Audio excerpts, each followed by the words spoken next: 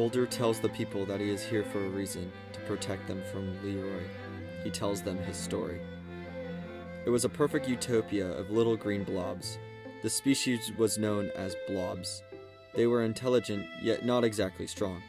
One day a blob craved power. He wanted to be stronger than everyone. This strong desire for power ended up being the end of the civilization. This power-craving green blob was known as Leroy. Leroy realized the one thing that was keeping him from getting more power was the fact that he was almost completely immobile. He searched and searched for an answer to movement, leading him to develop blueprints to make out the perfect body. He forged his new armored body out of the strongest metal he could find on his planet. Needing a way to power his new body, he broke into a science lab with his body on a temporary power battery.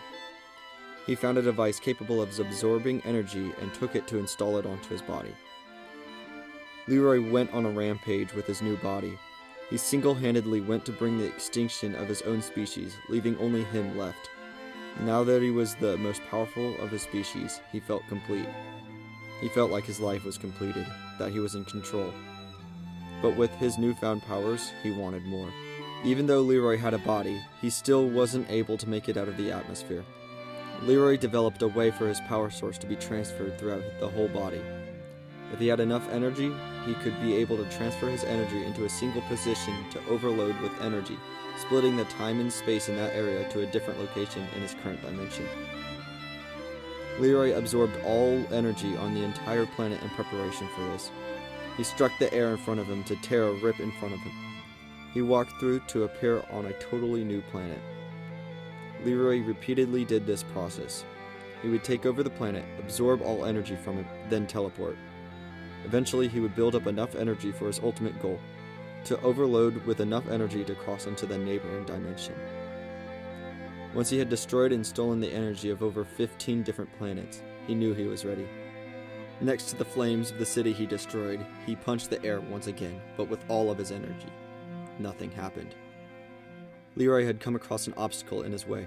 The god of the dimension was preventing him from traveling to any different dimension. He vowed to destroy him, Lord Voldir. Voldir says that soon Leroy will arrive, and he will have to fight against him for the sake of the universe. The time had come, Leroy's arrival. Voldir had to leave to fight him. It was their only hope to save the island from what would come next. Voldir ascends off the world and faces Leroy.